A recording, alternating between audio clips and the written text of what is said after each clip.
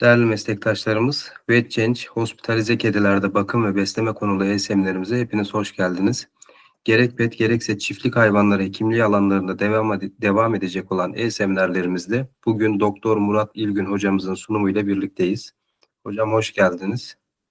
Merhaba, hoş bulduk. Nasılsınız hocam? Sağ olasınız, teşekkürler. Sizler nasılsınız? Rica ederiz hocam. Bizler de iyiyiz. Sağ olun. Dilerseniz sunuma başlayabiliriz hocam. Tüm meslektaşlarıma iyi akşamlar diliyorum. Ee, Günümüzde belki hepinizde de aynı trend vardır. Ee, Artık kedi sayılarımız, kedi hasta sayılarımız köpek sayılarını geçmeye başladı. Ben kendi açımdan söyleyeyim, 30 senelik bir meslek geçmişim var. Mesleğime ilk başladığımda %75 kadar köpek hastamız varken kedi sayımız çok azdı. Şu an tam tersi bir durum olmaya başladı. Tabii kediler köpeklere göre çok farklı ve çok özel hayvanlar. E, Yani kedi ve köpek diye kitapların olması, kedi ve köpek diye başlayan seminerler bana hakikaten çok tuhaf geliyor. Çünkü kediyle ve köpek birbirinden tamamen farklı canlılar. Kediler hem bünyeleri olarak hem metabolizmaları olarak köpeklerden oldukça ayrılıyorlar. Onun için bu konu seminerimizde özellikle hospitalize etmiş olduğumuz kedilerde sık karşılaşılan sorunlara değineceğim. Burada tabii bu seminer normalde çok uzun bir seminer. Bir gün kadar süren bir seminerden biraz kısaltılmış tadında bir sunum olacak. Kliniklerimizde en çok bizi rahatsız eden durumlar kedilerin yaşamış oldukları stres ve iştahsızlık. Bu konudan bir giriş yapmak istiyorum. Kedilerde anksiyete, stres ve çözüm yolları neler? Bir kedi evden alınıp bize gelene kadar çok ciddi bir stres birikmesine maruz kalıyor. Kedi yemeğinden mahrum kalıyor, sahibi tarafından yakalanıyor, zorla sepete konuluyor. Bir arabayla kliniğe kadar, bizim masamıza kadar, muayene masamıza kadar geliyor. Bu sunumun çok daha geniş olanında iki tane video eklemiştim. Çok güzel videolardı. Tabii sunumumuz biraz kısıtlı olduğu için burada onları ekleyemedim. Şöyle bir şey yapılmış bu videolarda. Bir tanesinde kedinin boynuna bir kamera takılarak kedinin yaşadığı süreçler, bir de sahibinin yaşadığı süreçler iki ayrı kameradan peş peşe izletilince kedilerin oldukça büyük bir strese maruz kaldıkları gözüküyor. Şimdi bir kedinin rutinine baktığımız zaman kediler yaklaşık bir günlük rutinlerinin %50 kadarını uykuyla, bunun dörtte bir kadarını dinlenmeyle, avlanmayla, temizlenmeyle geçiriyorlar. Tabii bir kedi kliniğe geldiğinde tüm alışmış ortam birden değişiyor ve bu kedinin standart rutini birden bozulmaya başlıyor. Peki anksiyeteli ve stresli kediler ne yapar? Kediler endişe halinde olduklarında, stres halinde olduklarında e, öncelikle şeyleri kaçmak, daha sonra saldırıya geçmek, bir de saklanmak veya donmak. E, tabii burada kedilerin saklanması hakikaten stresle başa çıkma yöntemlerinden en önemlisi. Biraz sonra diğer slaytlarda da bahsedeceğiz. Bu ortamları kedilerimize sağlamamız gerekiyor hastalarımıza. Bir de kedinin donmuş olması, birden böyle hiçbir hareketsizlik halinde olması, kedide bir acının, bir kaygının olmadığı anlamına gelmez. E, Buna da çok dikkat etmek gerekiyor. Burada bir kedinin stres halinde olan bir kedinin aşamalarını göreceğiz. Bakın bu kedi kliniğe gelmiş, daha vücudu normal ama hafiften kulaklar düzleşmeye başlamış. Bakın burada hastanın sırtı kavislenmeye başlamış kedinin. Burada artık stres başlamış. Burada kulaklar iyicene geriye doğru gitmiş. Burada baktığımız zaman da artık gözlerde bir midriasis başlamış. Son resme geldiğimiz zaman da kulaklar artık iyicene düzleşmiş. İşte bu kedi saldırıya hazır ve stresi en pik seviyede olmuş bir kedi. Kediler tabii ki kolay strese giren hayvanlar. Neler kedileri strese sokuyor? En önemlisi çevre, insanlar, diğer hayvanlar ve ağrılı müdahaleler. Buradan çevre çok önemli. Kedi tamamen biz farklı bir ortama sokuyoruz kediyi. Etrafında başka kediler var. İnsan kaynaklı seslere maruz kalıyor. Klinik ekipmanlarının seslerine maruz kalıyor. Özellikle yoğun bakımda kedileri koyduğumuz zaman o yoğun bakımların biliyorsunuz vantilatörlerinin devamlı bir sesi ve kedinin 24 saat o kafeste kaldığı, maruz kaldığı stresi düşünürsek kedileri oldukça çok zor ortamlarda muhafaza ediyoruz. Kapıların, kafeslerin kilit sistemleri, alarmlar, özellikle bu infüzyon pompalarının alarmları, işte diğer gürültücü hayvanların olması, onların kokularının olması, hastaya devamlı ağrılı müdahaleler yapılması ve e, mama ve işte bizim yaptığımız müdahaleler arasında olumsuz ilişkilendirmelerin oluşması kedilerde çok ciddi bir strese kaynaklık ediyor. Peki kedilerde akut stres oluştuğunda biz bunu nasıl anlarız? Mevcut alanı kullanma şeklin düzensizliği olur. Bu nasıl gözüküyor? Mevcut alanın e, düzensizleşmesi demek kedimizin mesela tuvalet kabının üstüne oturması. Bu kedilerde o kedinin çok ciddi stres altında olduğunu en büyük belirtilerinden biri. Tuvaleti kaba yapmak yerine başka yerlere yapması. Kendine yönelik davranışlarda düzensizlik dediğimiz kedinin kendini yalamasının artması, yani tımarının artması, kendisine çok ilgilenmesi de kedide bir stres olduğunu gösterir. Çünkü kedilere göre biliyorsunuz bütün insanlar murdardır. Biz kediye dokunduysak eğer o kedi pislenmiştir. Ve kedi e, her dokunulan insanın dokunduğunu yeri saatlerce yalar. Ve bunda özellikle bir artış kedinin daha da strese girdiğini gösterir. Duygusal davranışlarda düzensizlik de kedinin bazen çok kaçması, saldırganlaşması gibi böyle birbirinden çok farklı duygu durumlarının içerisine girmesi gibi belirtiler, akut stresin belirtileri. Bu peki davranışlara nasıl yansıyor? Mesela aktivitede azalma, kedinin hemen hemen bıraktığınız zaman bütün gün kafeste aynı yerde kalması, kedinin donması, bir önceki slaytlarda gösterdiğimiz gibi kedinin kulaklarının düzleşmesi, kedinin kafese tırmanmaya çalışması, sürekli tetikte beklemesi. Mesela bunları çok görüyoruz. Kafesin önünde kedi bekliyor, her geçenine pati atıyor gibi. Artan veya azalan eliminasyon. Eliminasyondan kastımız tuvaletini uygun olmayan yerlere yapması. Stresin davranışlar belirtileri de tımarın azalması. Yani kedinin kendisiyle ilgilenmemiz. Biraz önce tersini söylemiştik ama bu durum da söz konusu.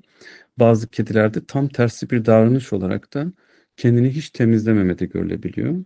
Uykuyla ilgili bozukluklar, dudak yalama, yutkunma hareketlerinin olması, salivasyon ki bunu çok görürüz. Yani kediyi daha kafesinde tuttuk, dışarı çıkarttık, müdahalemizi yapacağız. Kediyi daha tutmadan salya gelmesi yine kedinin çok ciddi stresli olmasını gösteriyor. Kedilerin terlemesi. Kediler terler mi? Evet. Kediler patilerin altından terler. Bunu özellikle anjiyokat takarken kedilerin patilerini tuttuğumuzda pek çoğunuz şahit olduğu bir durumdur. Bir de mırlama. Şimdi bu mırlama genelde kedilerin keyiften yaptığı söylenir ve böyle bilinir. Ama kediler strese girdiklerinde de kendini rahatlatmak amacıyla hatta ağrı hisseden bir kedi bile mırlayabilir. Onun için mırlayan bir kedi gördüğümüz zaman bu kediyi hemen mutlu bir kediye yormamamız lazım. Ağrısı olan bir kedi kendini telkin amaçlı da mırlama yapabilir. Kedileri iki duruma ayırıyoruz. Şimdi burada bize aktif tepki veren kedilerle pasif tepki veren kediler. Şimdi aktif tepki veren kediler hapsedilme durumundaki tipik davranışları neler? Bu kediler işte bu resimde gördüğünüz gibi böyle kafesin önünde halihazırda bekliyor. Kapısının önünde tırmanmak için hareketler yapıyor. Gelen herkese pençe atıyor. Kafesin içerisinde devamlı dolaşıyor. İlgi arayan sesler çıkartıyor. Uygunsuz yerleri tuvaletini yapıyor. Hatta mama kabının içerisinde tuvaletini yapan kediler de görüyoruz. Bunlar aktif tepki veren kediler. Niye biz bunu ikiye ayırdık? Çünkü bunların her birine ayrı bir şekilde müdahalede bulunacağız. Pasif tepki veren kediler ise, hatta ben şu aktif tepki verenlere saldıraylar diyorum. Pasif tepki verenlere de yıldıraylar. Şimdi yıldıraylar, yılmış kediler. Bunlar artık hareketsizlik halinde saklanmaya çalışıyorlar genelde. Ve ses çıkarmaları yok. Tımar yine yapmıyorlar. Çevreye karşı ilgisiz, tuvalet kabında uyuyorlar, yemek yemiyorlar. Nadiren agresif davranıyorlar ama bunlar da stres altında olan kediler. Peki biz bu kedilere nasıl rahatlatacağız? Şimdi aktif tepki verenlere bunları aktiflerini arttıracak zenginleştirme yöntemlerini kullanmamız gerekiyor. Yani ek uyarıcı kaynaklar neler bunlar? Çıraklar koyacağız, beslenme bulmacaları koyacağız kafesine. Pasif tepki verenlere de onlarda da daha fazla güvenlik hissini arttıracak hareketler yapmamız lazım. Neler? Mesela kafeslerine saklanacakları ortamlar, tırmanmaları için raflar gibi ortamlar sağlamamız gerekiyor. Mesela bakın burada bir mama bulmacaları olan kafes şeyleri görüyorsunuz. Bunların böyle hazırları olduğu gibi böyle basitçe yapılabilecek rulolardan veya bir pet şişe içerisine konulmuş kuru mamalar da kediyi oldukça rahatlatır. Bunları oynayarak içerisindeki mamaya ulaşması. Çünkü doğada kediler özellikle patilerde işte küçük deliklerin başına durup oradan fare yakalamak gibi davranışları normal davranışlar. Biz bunları aktifleştirdiğimiz zaman kedi sıkılmıyor e, ve kafeste stres halinde olmuyor. Stresin muayene bulgularına geldiğimiz zaman da nelerle karşılaşıyoruz muayene bulgularında? Kediler taşikardik oluyorlar, hipertansiyon oluyor kedilerde, taşipne oluyor. Mesela sık solunum, göz bebekleri büyüyor, ateşleri çıkıyor, kasları gergin oluyor. Bunlar bir muayene bulgularında fiziksel muayenede görebileceklerimiz şeyler. Bir de stres lokogramı var. Bu maalesef kliniklerde çok yanlış, hemen lokositleri yüksek gördüğümüz zaman hemen enfeksiyona yoruyoruz ve hemen antibiyotik başlanıyor. Buna da dikkat etmek lazım. Bunu ben hep karıştırıldığı için bir böyle şey haline getirdim cümle. E, Nötrofiller artıyor, eozinofiller, lenfositler düşüyor ve monositler yükseliyor. Böyle bir kan tablosu gördüğümüz zaman hemogramda bunu stres lokogramı olarak yorumlayacağız. Bunda nasıl yapıyoruz? Kafamızda aklımızda tutmamız için nar ekşili, limonlu, maydanozlu. Nar ekşisi, limonlu, maydanozlu. Bunun baş harfleri elimizle parmağımızı şöyle yaptığımızı düşünelim. Nar nötrofiller yükseliyor. Ekşisi eozinofiller düşük. Limonlu lenfositler düşük. Maydanozlu monositler yüksek. Bunu böyle kafamızda kodlarsak bunu senelerce böyle öğrenmek hakikaten çok zor oluyor. Herkes karıştırıyor nötrofil miydi, eozinofil miydi?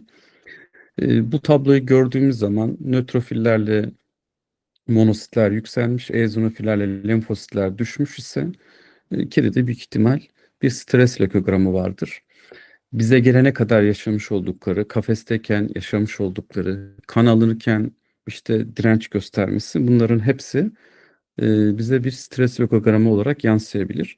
Bunu bu şekilde görüp de hemen kedilere şey başlamamak lazım. Yani antibiyotik başlamamak lazım. Bunları diğer bulgularla birlikte değerlendirmek lazım. Stresin olumsuz sonuçları neler? Stresin bayağı bir ciddi olumsuz sonuçları var. En önemlisi burada immün sistemi baskılaması. Şimdi kliniklerimizde yatırdığımız hastalarda immün sistem baskılanırsa neler oluyor? Mesela kediyi bambaşka bir ishal probleminden yatırmışız. Kedide birden hapşırık başlıyor. Ve bu herpes virüsü mesela taşıyıcısı kedi aktif hale geçiyor. Yapılmış araştırmalarda hospitalize kedilerde herpes virüs enfeksiyonlarının gözükme olasılıklarının 5 katı arttığı görülmüş. Bu oldukça yüksek bir rakam. Gastrointestinal bozukluklara, hastalıklara geldiğimiz zaman stres ne yapıyor kedilerde? Bir kere en önemlisi bağırsak peristaltini değiştiriyor. Bağırsak peristaltiği değişince geçiş yavaşlıyor. İçerisindeki mikrobiyata da bir değişiklikler oluşmaya başlıyor. Epitel bariyer bozulmaya başlıyor. Epitel bariyer bozulduğu zaman da oradan içeriye bakteri translokasyonu şekilleniyor. Yani hastamız yatırdık, niye hastalandı, niye ateşi birden çıktı? Aslında bu kedi sadece bir kusma şikayetiyle gelmişti derken işte yaşadıklarımız hep stres kaynaklı. Ee, Ve bunlar da hastamızda yine problemler neden oluyor. Mesela deri hastalıklarında neler görüyoruz? Tabii hastamıza bizim kortizonu enjeksiyon şeklinde yapmamızla kedinin stres halindeyken kortizon salgılaması yani endojen, eksojen kortizon hiçbir şey değiştirmiyor. Hastamız stres altındaysa yara iyileşmesi duruyor. Ve deri enfeksiyonları şekillenebiliyor. Günlerce yarasını iyileştirmeye çalışıyoruz. Kedinin iyileşmiyor. Niye iyileşmiyor? Çünkü kedi stres altında. Devamlı vücudu kortizon salgılıyor. Biz bir taraftan antibiyotik yapıp yara iyileştirmeye çalışıyoruz ama diğer taraftan vücudun salgıladığı kortizol hastamızın iyileşmesini engelliyor.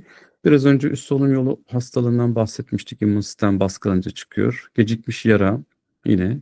Ve en önemlisi stres ve anksiyete. İnsanlarda bu ispatlanmış bir şey, ağrı algısını değiştiriyor. Hiperalgezi dediğimiz duruma neden oluyor. Stres ve anksiyete dopaminerjik tonun azalmasına neden olarak hastalarımızın hissettiği ağrıyı daha fazla hissetmesine neden oluyor. Hatta trombositlerin birbirine yapışmasını dahi azalttığı görülmüş. Tabii bunların sonuçları neler oluyor? Yani stres eninde sonunda bu olumsuzluklarla birlikte tedavimizde bir başarısızlık oluşuyor. Artan maliyetler oluşuyor. Hasta sahibine işte 4 günde, 5 günde, bir haftada iyileşeceğini vaat ettiğimiz hastamızın daha uzun süre kalite yapmasını gerektiriyor. Peki stresi azaltmak için neler yapmamız lazım? Farmakolojik olmayan yöntemler ve farmakolojik yöntemler var. Bunların her ikisine değinirsek şöyle olacak. Çevresel değişiklikler, müzik terapisi, uyku teşviki ve feromonlar. Neler yapacağız? Mesela kedileri daha az tehditkar hale getirmemiz için, insan davranışlarına daha az tehditkar duruma gelmesi için bir kere göz temasına kaçınmamız gerekiyor. El hareketlerimizi çok yavaşlatmamız ve ani olmaması lazım. Yine kedimizle aynı seviyede olmamız ve yandan yaklaşmamız gerekiyor. Kediye hiçbir zaman üstten yaklaşılmaz. Çünkü vahşi doğada kediler kodlanmışlar. Yani bir kuş saldırısına maruz kalabilir. Çünkü küçük bir yırtıcıdır.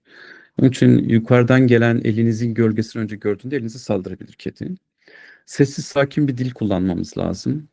Kedi endişeliyse eğer sahibiyle o an konuşuyorsak kedi mutlaka kutusuna koymamız gerekiyor. Ve her hareketimizin yavaş yapılması gerekiyor ve iyi bir anemmez aldıktan sonra kediyi kutudan çıkarttığımız zaman ne yapacaksak onların hepsini aynı anda yapmamız lazım. Yani kedi tutulmuşken işte kan tüplerini ayarlayalım, enjektör ayarlayalım diye o an kediyi daha çok stres altına tutmamamız gerekiyor. Kediler nasıl sakinleştirilebilir? Evet, burada birkaç resim var. Bakın burada tansiyonu ölçülen bir kedi kafa bölgesi okşanarak rahatlatılıyor. Kedilerin şurada gördüğünüz boyalı renkler dokunulabilecek ve kedilerimizin rahatsız olmadığı yerler. Ama kedilerde kesinlikle dokunmaması gereken yerler şu diğer resimde bakın kırmızıyla gösterilmiş. Buralar kediler dokunmaktan hiçbir şekilde hoşlanmazlar. Bunlara da dikkat etmek lazım. Çevresel değişiklikler olarak neler yapmamız lazım? Ee, Mümkün olduğunca kedileri diğer kedi ve hastaların görüş alanından uzakta tutmak gerekiyor. İşte kedi girişinin ayrı olması, kedi bekleme odasının ayrı olması gibi şeyler yapılabilir. Parlak ışık stres dediğimiz bir durum var.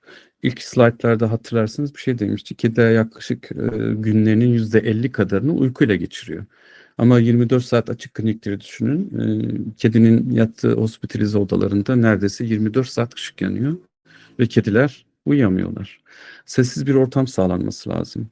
Özellikle personel telefon görüşmeleri ve fanlar biraz önce bahsettiğimiz gibi işte yoğun bakım kafesinin fanları bile kedileri çok ciddi oranda rahatsız ediyor. Arka plan müziği kullanılabilir. Sessiz özellikle o müziklerden birazdan bahsedeceğiz. Bir de bu koku olayı var. Tabii koku çok önemli kediler için. Kediler makrosomatik hastalar ve koku alma duyuları çok fazla bu hayvanların. Onun için oda spreyi, dezenfektanlar, işte kan kokuları, ilaç kokuları, parfüm kokuları bunlar maalesef kedilerde korkuya neden oluyor. E, Bir de kedi kafesleri nasıl temizlenmesinden de biraz bahsedeceğim birazdan. Kedilerin kafeslerinin de çok sık temizlenmemesi de gerekiyor. Çünkü bu da kedideki güveni azaltıyor. Bakın burada kafes konumlandırmasının güzel örnekleri var. Bakın kediler dış uyaranlara karşı kontrol altına alınmak için önlerine bir perde örtülmüş. Dolayısıyla dışarıdaki hareketlerden şu masada müdahale edilen diğer kediyi görerek strese girmiyorlar. Bunu tabii çok sakin kedilerde belki gerek kalmayabilir ama çoğu kedide gerekli olacak bir yöntem. Genel kurallara bakarsak kedilerle köpekleri farklı koğuşlarda tutmamız lazım. Tekerlekli eğer şeylerimiz mümkünse öyle bir çok havlayan, çok rahatsız edici bir hayvan olduğunda onu oradan uzaklaştırabiliriz kafesimize eğer öyle bir kafesimiz varsa. Kedilerin birbirini görmesini engellemek lazım. Kafesleri karşı karşıya koymamak lazım. Çünkü oradaki saldırgan bir kedinin hareketleri diğer kedileri kendilerini tehdit olarak algılaması neden olur. Ve gürültü yapan hayvanları da mümkün olduğunca farklı alternatif yerlere, odalara götürmek lazım. Burada olması gereken bir kafes içi düzenleri göreceksiniz. Bakın burada kedinin stresle başa çıkma yöntemlerinden en önemlilerden bir tanesinin saklanma olduğunu söylemiştik. Bakın burada kedi için saklanacak bir ortam sağlanmış. Burada tuvalet kabı var. Yaşadığı yere biraz daha uzak. Mama ve su kapları da birbirlerinden daha uzakta. Burada genelde önerilen şey kedilerin altlıklarını böyle yumuşak örtüler koymak. Hatta bunları kat kat koymak ve kirlendikçe bir alttaki katı kaldırmak. Kedinin kafesinin duvarlarını her gün çok sık bir şekilde temizlemek. Mesela tabii kedi sümük atabilir buraya, sümkürebilir, hapşırabilir. Onlar lokal olarak temizlenebilir ama her defasında komple kafesin temizlenmesi kedinin ortamda bulunan kendi kokularının da kalkmasına neden olarak kedinin kendisini streste hissetmesine neden oluyor. Buna da dikkat etmek lazım ve mümkünse kokusu az olan dezenfektanlar tercih edilebilir. Hatta bu örtüler, battaniyeler konulabilirse aynı örtü ve battaniye ile kedinin tutulması kedideki stresi oldukça azaltacaktır. Çünkü farklı bir kokuyu kediyi maruz bırakmamış oluyoruz. Bakın burada yine birkaç örnek var. Mesela şu çok uygun olmayan bir örnek. Neden uygun değil? Çünkü burada kedi kendi gölgesini görüyor, korkuyor. Kafeste yansımalarını görüyor. Çelik kafes. Ayakları kayabilir. Yani kum ortamı sağlanmış, saklanabileceği bir yer sağlanmış ama e, aşırı bir parlak yüzeylerde kedilerde yine strese neden olabiliyor. Bu kısmen biraz daha uygun bir kafes. Burada mesela kedi için çok basit bir rulo tarzında havlu sarılmış. Mesela kediler genelde böyle bir şey gördüklerinde hemen içine girip sığınmak isterler. Kediler stresli bir kedi gördüğünüzde özellikle kedi gidip kum kabının içine yatıyorsa kesinlikle şöyle bir kutu hatta kendi taşıma çantası da dahi olabilir. Onu dahi kafesin içerisine koyabilirsiniz. Çünkü oradaki kafes en azından evdeki kokuları ve kendi kokusunu taşıyor. Bu kafesleri de işte kedi diyelim bir hafta kaldı. Komple kediyi çıkartıp yandaki kafese koyup burayı temizleyip tekrar aynı kafese aktarmak kedinin alışmış olduğu kokular ortadan kaldıracağı için kedinin streslenmesine neden olur. Onun için lokalize ufak temizlikler yapılması, altlığının bol konulması, hatta şurada örtüleri daha fazla konulursa, buradaki örtülerle kedi tutulup yakalanırsa daha strese girmesini sağlayacaktır. Tabii burada yine bakın kedinin tutulmasının yöntemleri var. Havlularla tutma. Yani şu eldivenlerin artık kliniklerden atılması lazım. Yani kullanılmaması lazım. Yani bunlarla 10 tane kedi tutulup gün içerisinde strese girmiş bir kedinin salgıladığı feromonlar bunun üstündeyken başka bir kediyi bununla bu eldivenlerle tutmaya çalışmak kedilerdeki hakikaten stresi arttırıyor. Hatta bazen çok sakin bir kediyi böyle bir eldivenle tutmaya çalışırken birden içinde bir cin varmış gibi kedinin birden e, saldırıya geçmesi nedeni işte bu eldivene sinmiş olan daha önceki stresli kedilerin salgılamış oldukları feromonlar. Onun için biz hatta kliniğimizde şöyle bir şey yapıyoruz. Hasta sahiplerimize ya havlu hediye ediyoruz ya da diyoruz ki evinizden bir örtüyle birlikte gelin. Yani kafesinde şöyle bir havlusu, bir örtüsü olsun. Kediyi genelde geldiği havlusuyla ve örtüsüyle tuttuğumuz zaman kedi daha az strese giriyor. Yine kedileri böyle enseden tutmak oldukça onları yine strese sokan yöntemlerden biri. Tabi burada böyle bir Avrupa kedisini görüyorsunuz ama bizim Orta Doğulu kedileri şöyle yatırmak biraz çok zor gibi geliyor bana. Şu ana kadar 30 senelik meslek hayatımda rastlamadım açıkçası. Ama böyle bir havlu ile tutulması biz şu an klinimizde bunu uyguluyoruz. Bizim de işimizi oldukça rahatlatıyor. Bakın yine burada bir klinik düzeni çekmecelerde tek kullanımlı havlular. Kedinin patilerinin kaymaması için buraya bir kaydırmaz konulmuş. Yine havlular var gördüğünüz gibi. Mesela bu oldukça kedi dostu bir klinik. Kedilerin kafeslerinden biraz önce bahsetmiştik. Özellikle ortopedik problemli kedilerde mama kaplarının bu şekilde yükseltilmesi kedilerdeki refahı ve konforu oldukça arttırıyor. Ee, Buna da dikkat edilmesi lazım. Yine bakın buradaki mama kabında gördüğünüz gibi daha yüzeysel, daha sığ bir kap var. Şu an bir çalışma vardı. İşte kedilerde bıyık stresi diye ama bunun doğru olmadığını söyleyen çalışmalar da var. İşte kedinin bıyıklarının buraya değiyor olması mama kabına onu strese soktuğunu, onun için sığ kılar kullanılmasını gerektiğini söyleyen çalışmalar da var. Ama bizde genelde gördüğümüz kediler bu sığ kapları daha çok sanki tercih ediyorlar. Müzik terapisine geldiğimiz zaman YouTube'da böyle anti anksiyete müzikler var. 15 saat süren, 10 saat süren. Bunları bir MP3'e çevirme programına çevrilip klinikte kedilerin olduğu odalarda çalınabilir. Doğa temalı müziklerin, klasik müziklerin kedileri oldukça rahatlattığı görülmüş. Bunları da tavsiye ederiz. Bu teşviki nasıl yapılabilir kedilerde? Ne demiştik? Kedilerin yaklaşık günün %50 kadarını uykuyla geçirmeleri gerekiyor. Onun için kliniklerimizde yatar hastalarımızın olduğu yerde ışık düzenini mutlaka sağlamamız lazım. Personel konuşmasının en aza indirilmesi gerekiyor. Gün içerisinde karanlık ortamların sağlanması lazım. Özellikle çok ses çıkartan yoğun bakım kafeslerimiz varsa bunları kullanmamız gerekiyor. Bir de benzodiazepinler ve florokinolonların uykuyu bozduğu ki kliniklerde çok kullanılan işte Baytilka hepimizin kullandığı antibiyotiklerden florokinolon grubu. Bunların kedilerde uyku düzensizliği yaptığıyla ilgili araştırmalar var. Bunları uyguladığımız kedilerde de özellikle dikkat etmek lazım. Feromonlara geldiğimiz zaman bunlar kliniklerimize pek çok klinikte sattığımız ürünler. Bunlar difüzör tarzı yatar hasta odalarına konulabilir. Bunlar spreylerinden de faydalanılabilir.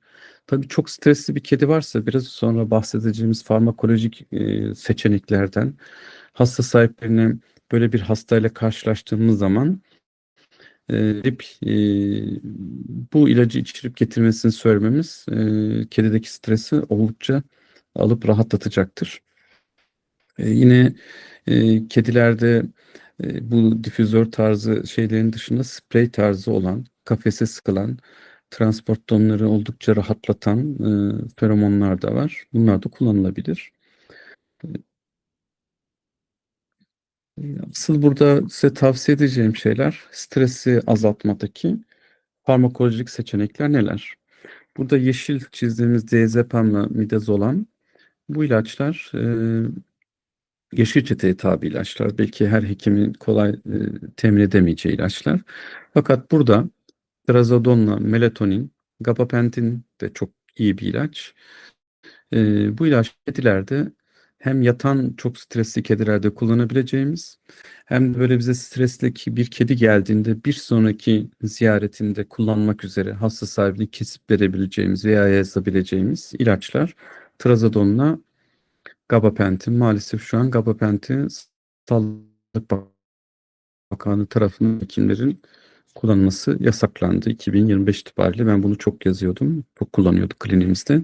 Ama biz de şu an trazodon etken maddeli Desire'ye döndük. Desire'nin 50 ile 100 miligramlıkları var.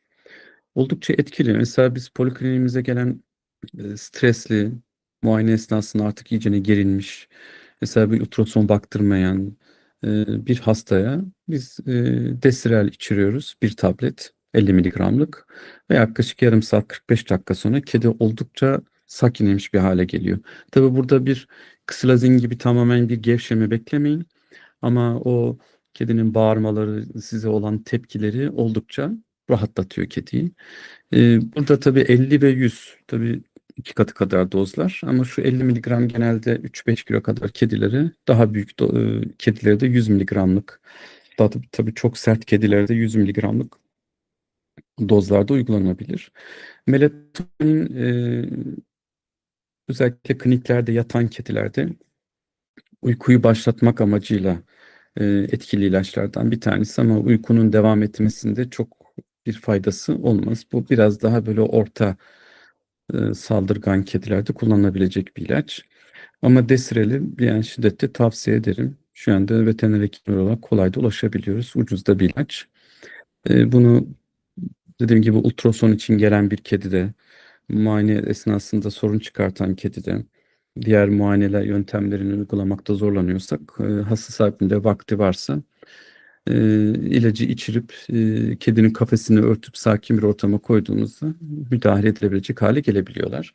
Yine kliniğimizde yatan stresli kedilerde de işte kafesinde kendi yarasıyla uğraşan, işte anjiyokatını çıkartan, gergin olan kedilerde de bu ilacı güvenli kullanabiliriz. Diazepam ve burada bakın itranazal midazolam var. Midazolam zolamid diye olan bir enjectable preparat. Bunun iyi bir tarafı var. İntranazal da kullanılabiliyor. Çok gergin bir kedi de burnuna da damlatılarak kullanılabilecek ama yeşil çeteye tabi bir ilaç. Bunlar da tercih edilebilir. Diğer stres azaltma yöntemlerimiz tıbbi prosedürlerde stresi en aza indirmek. Burada neler yapabiliriz? Mümkünce ilaçları uygulama için farklı yollar seçebiliriz. Mesela polikliniğimizde tabii ki yatan hasta olduğu için enjeksiyon ilaçları, enjektable preparatlarını oral preparatları tercih edebiliriz. Eğer kedi çok direnmiyorsa. Enjeksiyonları uygulamak için küçük kalibreli iğneler, mesela siyah uçları tercih edebiliriz. Daha küçük dozlarda ilaç veriyorsak bunları insülin enjektörleriyle çekilebilirse verebiliriz. Ve hastamıza enjeksiyon, kateter gibi uygulamalar yaparken de biraz önce bahsettiğimiz gibi kediyi havluyla tutmak, çok germemek, çok stres altında tutmadan müdahale etmek. Bir de e, hastaya e, bu müdahaleleriyle olumsuz ilişkilendirme yapmamak için müdahale yaptıktan sonra onlara ödüller vermek, lezzetli ikramlar vermek gibi şeyler de seçilebilir, denenebilir. Bir de özellikle Remkain isimli bir sprey var. Lokal biz kliniğimizde bunu kullanıyoruz. Lokal anestezik. Bunu daha çok diş hekimleri kullanıyor. Hani bu ağızlarımıza sıktığı meşhur kokulu bir sprey ama oldukça güzel. Orada lokalize olarak yarasından ağrı hisseden hastalara lokal olarak da sıkılabilir. Anjiyokat takarken, iğne yaparken lokal olarak da sıkılabilecek bir ilaç. Ama bunun tabii kedi tarafından yalanmasını engellemek lazım. Tabii bu hasta sahibi yanında müdahale ederken bu tip spreyleri kullanmak da hasta sahibini psikolojik olarak da biraz tabii ki rahatlatıyor. Bunlar da kullanılabilir. Evet, diğer bir konumuza geliyoruz. İştahsızlık. Bu polikliniklerimizde, kliniklerimizde, muayenehanelerimizde bizi en çok uğraştıran iştahsız bir kedi. Şimdi kedilerde iştahsızlık niye çok önemli? Yapılmış araştırmalarda polikliniklerde, kliniklerde, muayenehanelerde yatan hastaların yaklaşık %60 kadarının kesinlikle yeterince beslenmediği tespit edilmiş. Ve e, pek çoğumuzun başına geliyordur. Hastamızı kliniğimize yatırıyoruz. Taburcu ederken kedimiz vücut ağırlığının %10'u 15'ini kadar kaybetmiş oluyor. Şimdi anoreksi, iştahsızlık, iştahın tamamen kesilmesi, inapatens, iştahın azalması gibi durumlarda ilişkilendirilmiş bazı şeyler var. Anoreksi mortaliteyi arttırıyor. Anoreksi hastanın yatış süresini arttırıyor ve komorbide gelişme riski. Komorbide dediğimiz durum yani ikincil hastalıkların çıkması. Mesela hastamızı işte biraz önce örnek vermiştim. Kusma şikayetiyle yatmış gastrit misali var. Ama hastamızda yatış sürecinde yanına komorbide olarak bir de hapşırı eklemişiz. Üst solunum yolu enfeksiyonu. Bunun gibi. Onun için iştah niye önemli? Bunu ben bir sizlere hayvan besleme hocası gibi anlatmayacağım. İşte şu kadar vitamin, bu kadar mineral, bu kadar kalori, işte şunlar olacak falan değil. Bir e, klinikçi olarak e, bunu iç hastalıkları yönünden nasıl sağlarız, bunun faydaları neler, bunların üstünde duracağım. Onun için bu beslenme kısmı çok sıkıcı olmayacak diye düşünüyorum. Şimdi iştahsızlıkla ilgili spesifik olmayan faktörler neler? Mesela en önemlisi ağrı. Şimdi kediler ağrıyı ağrılarını ve hastalıklarını çok kolay saklayabilen ve bu konuda da oldukça maharetli hayvanlar. Bunlarla ilgili biraz sonra bahsedeceğim. Ağrı skalaları var. Bunların hatta ücretsiz programları var. Telefonlarınızı indirip hatta klinikteki tüm çalışan personel de programlı klinikte indirip bir kedinin ağrı çekip çekmediğini çok kolay anlayabilirsiniz. Çok güzel bir program. Ondan bahsedeceğim. Onları mutlaka ağrı bir kedide kontrol altına almak lazım. Ben de kliniğimde çok görüyorum.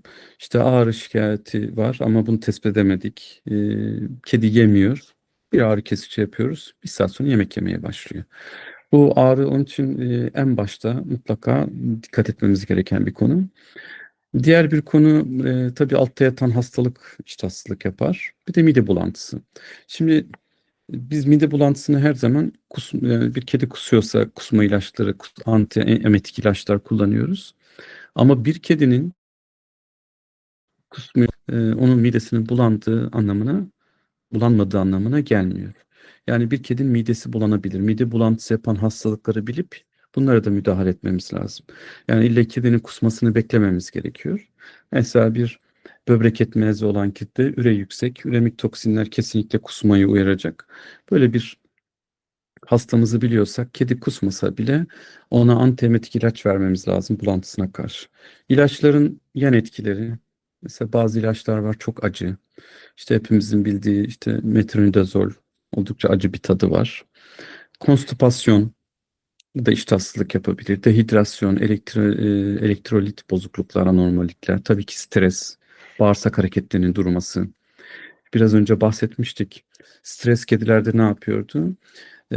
Bağırsak geçişini yavaşlatıyordu. Bağırsak geçişinin yavaşlaması konstipasyon ve ileus için en önemli faktörlerden biri. Yine strese bağlı olarak iştahsızlık tabii ki çıkıyor. Yine bağırsak geçişi yavaşlayınca mikrobiyata değişiyor. Epitel bariyer zarar görüyor. İşte ülser vesaire gibi bir sürü problemler çıkıyor. Yani her şey gördüğünüz gibi birbirine bağlantılı. Şimdi açlığı iki kısma ayırıyoruz. Açlık, basit açlık ve stres açlığı diye ayrılıyor. Basit açlık işte bir gün iki gün aç kalma, vücudun kendini tolere ettiği açlık olarak düşüneceğiz. Stres açlığı ise asıl bizi ilgilendiren konu. Çünkü stres açlığı kronik hastalığı olan, ciddi yangısı olan, sepsisi olan, ciddi yaraları, yanıkları olan hastalarda görülen bir durum. Peki neler oluyor basit açlıkla stres açlığı arasındaki farklar neler? Metabolizm olarak baktığımız zaman basit açlı olan hastalarda bir tasarruf modu devreye giriyor. Metabolizma yavaşlıyor. Vücudun glikojen depoları yıkılıyor. Yani glikojenoliz meydana geliyor. Bu enerji gerektiren bir süreç değil. Glikoz yıkımı e, artıyor. Bu yanlış yazmışım. Protein yıkımı minimum seviyede ve hormonlarda glikagon ve büyüme hormonu artıyor. Metabolizma hızı stres açlığında ne olur peki hastalığa bağlı olan açlıklarda? Artıyor. Hipermetabolik durum şekilleniyor. Hastada glikojen ve yağ depoları yıkılıyor ve en önemlisi de tabii protein, laktat e, da enerji kaynağı olarak kullanılmaya başlıyor. Tabii burada glikoz yıkımı artıyor.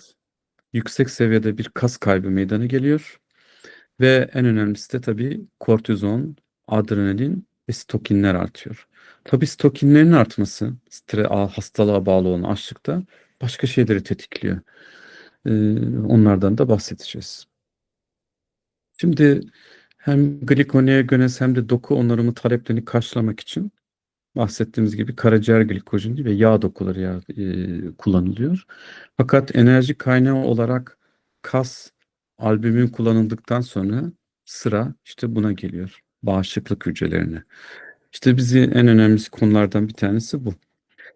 Kediler düzgün beslenmedikleri zaman, günlük kalorilerini almadıkları zaman, sermayelerinden yemeye başladıkları zaman sıra bağışıklık hücrelerine geliyor. Ve kedi iyileşmiyor veya yanına komorbiditeler çıkıyor. Yani işte üst solunum yolu enfeksiyonu geçiriyor, ateş çıkıyor ve biz sonra düşünüyoruz ki acaba bunlar niye oldu? İşte bunlar bağışıklık hücreleri tüketildiği, kedimizi iyi beslemediğimiz için oldu.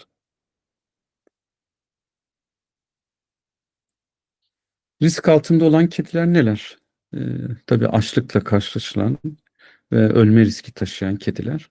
Tabii gastrointestinal hastalığı olanlar, protein kayıplı nefropatisi olanlar, protein kayıplı gastrointestinal sistem hastalıkları, enteropatileri olanlar, işte tutmayı, çiğnemeyi, yutmayı zorlaştıracak, işte ameliyat geçirmiş, dişi çekilmiş, diş enfeksiyonu olan hastalar, işte kronik nitelikli olmayan ve geri dönüşümü olmayan ilerleyici hastalıklara sahip olan kediler risk altında.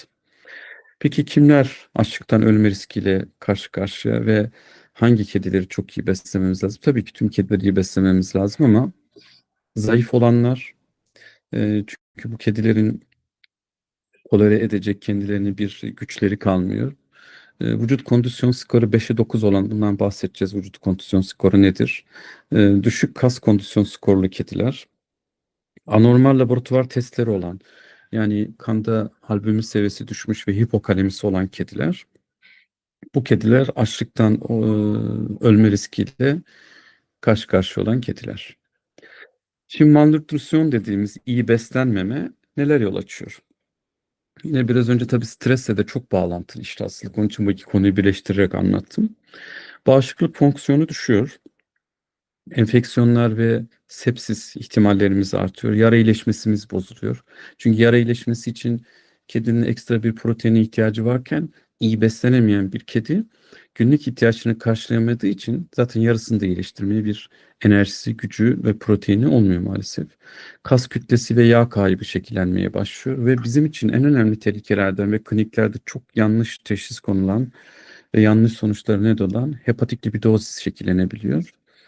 Dehidrasyon ve elektrolit dengesizlikleri oluşuyor. Hipoglisemi şekilleniyor. Mesela kliniklerde yatan hastalarımızda eğer başını kaldıramıyor, çok halsiz görüyorsak mutlaka hipoglisemi yönünden bu glikometrelerle çok kolay bir şekilde de kulağına bir iğne batırarak da ölçebiliriz. Bunu çok dikkat etmek lazım yatan hastalarda hipoglisemiye.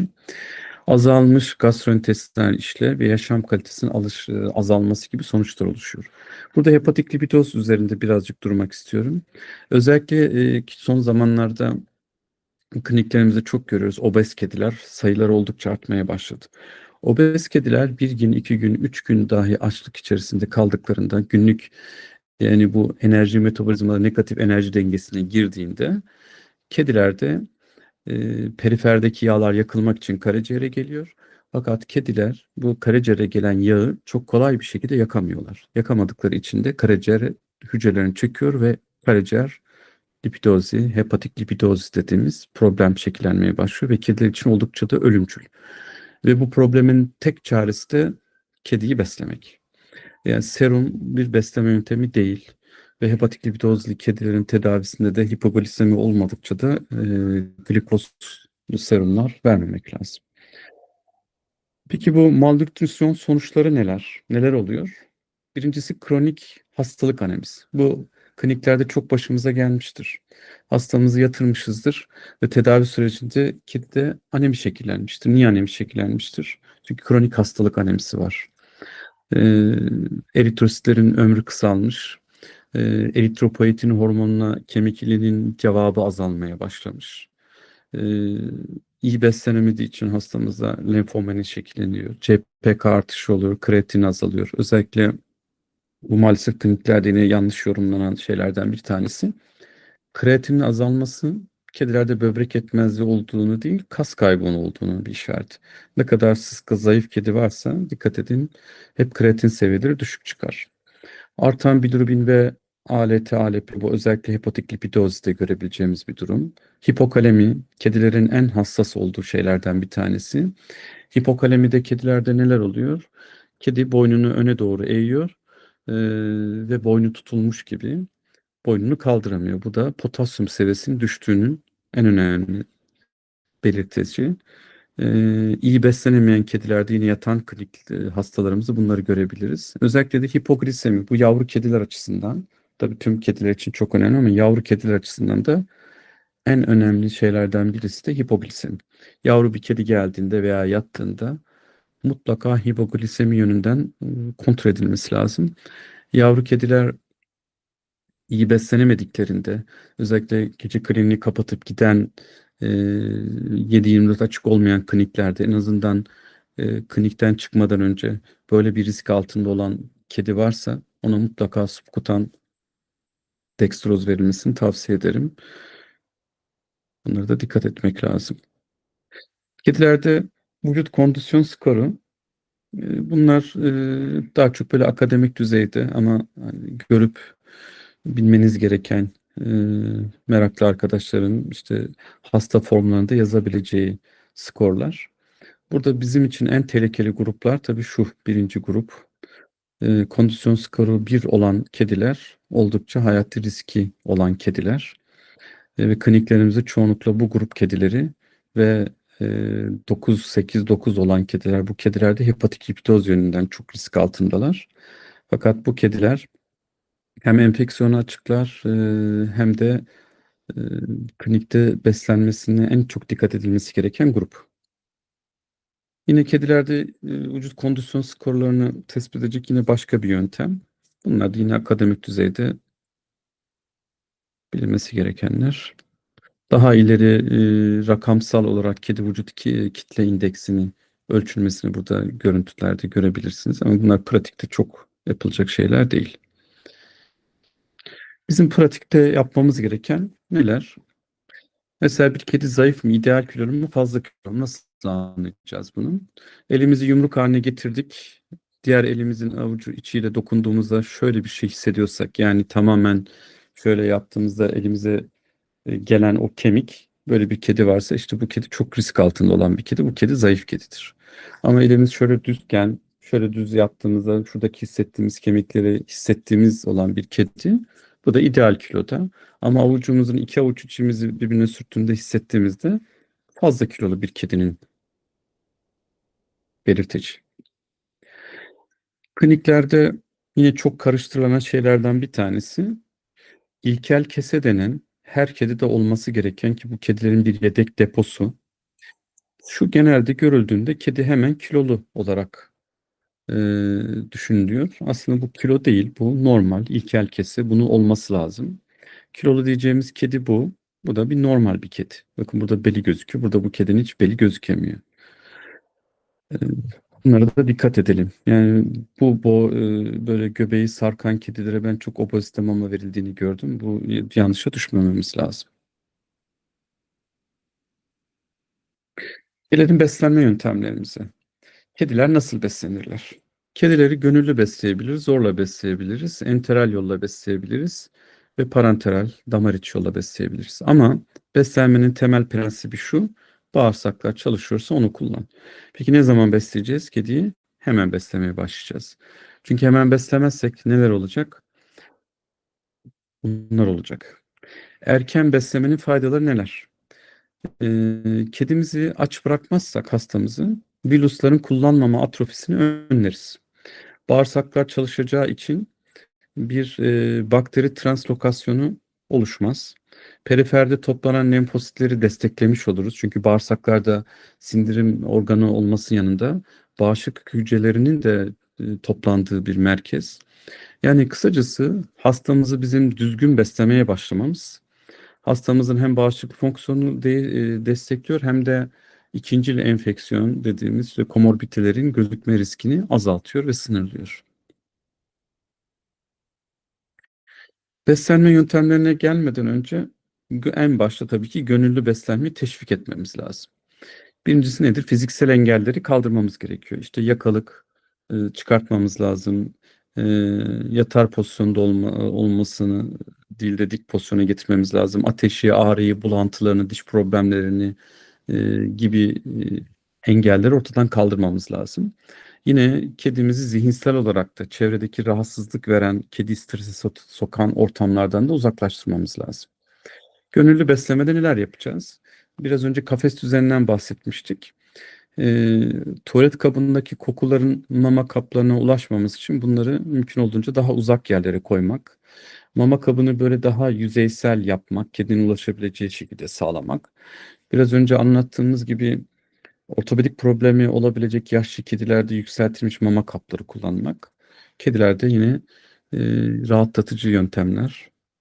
Yiyecekleri az ve sık sunmamız gerekiyor. Yani 1-2 saat içinde yemezse önünden kaldırmamız lazım. Devamlı kedinin önünde mama bulunması kediye oldukça itici geliyor. Kase seçimine dikkat etmemiz lazım. Onu gösterdik zaten. Bir de yapılmış araştırmalarda kedilerin oda sıcaklığında veya biraz daha yüksek sıcaklıkta mama sunulduğunda daha istekli yedikleri görülmüş. Bunun bağlantısı da avladıkları hayvanların vücut ısı e, olduğu düşünülüyor. Popüler yiyecekler neler? Balık, tavuk, peynir, bunlar verilebilir. Kediyle aynı hizada durup elle beslemek, onu teşvik etmek, diline mamayı değdirmek. Tabii kedi müsaade ediyorsa damağına mamayı e, değdirmek ve onu yedirmeyi teşvik etmek. Yine mama saatlerinde hasta sahiplerinin ziyaretlerini sağlayarak sahibin yanında yemesini teşvik etmek gibi yöntemler de denenebilir. Mamayı da tabii lezzetlendirilebilir. Mesela lezzetli bazı probiyotikler var. Mamanın üstüne onlar konulabilir. Ama olumsuz ilişkilendirmeyi yapmamamız için kedilerin tedavilerini kafeste değil de kafesinden dışarıya atarak başka bir ortamda yapmak, bir masada yapmak daha mantıklı.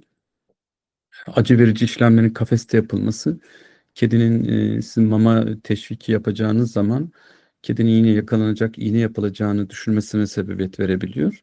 Ve kedinin de kafasından bunları silmek için de acı verici işlemleri kafeste yapmamak lazım.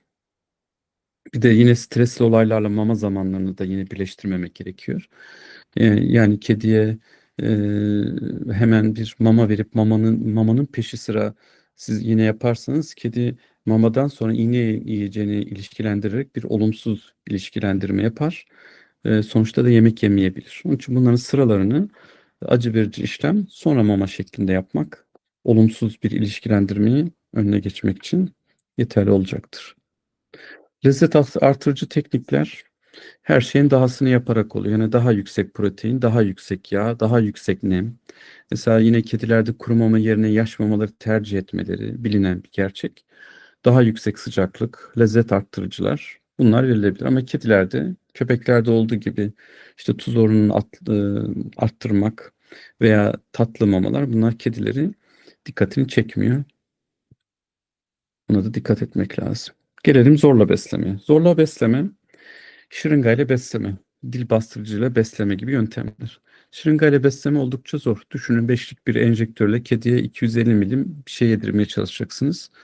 En aşağı 50 kere şırıngayla beslemeniz lazım. Kedi için oldukça bazı kedilerde stresli bir yöntem.